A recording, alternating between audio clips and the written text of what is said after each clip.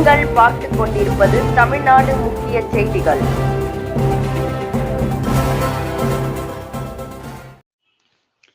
வணக்கம். திருவள்ளூர் அருகே தைப்பொங்கல் திருநாளை முன்னிட்டு மகாகவி பாரதியார் கட்டிடம் அமைப்புசாரா தொழிலாளர்கள் உற்சாகமாக நடனமாடி, கும்மியடித்தும் பொங்கல் திருவிழாவை விமர்சையான முறையில் கொண்டாடி மகிழ்ந்தனர். தமிழகம் முழுவதும் தைப்பொங்கல் பண்டிகை வெகு உற்சாகமாக கொண்டாடப்பட்டு வருகிறது.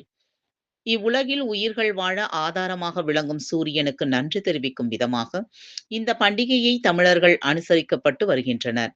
அதில் ஒரு பகுதியாக திருவள்ளூர் அடுத்த தங்கனூர் பகுதியில் மகாகவி பாரதியார் கட்டிடம் மற்றும் அமைப்புசாரா தொழிலாளர் சங்கத்தின் கிளை தலைவர் தேவிகா ஏற்பாட்டில் நடைபெற்ற தைப்பொங்கல் திருவிழா கொண்டாடும் நிகழ்ச்சி நடைபெற்றது.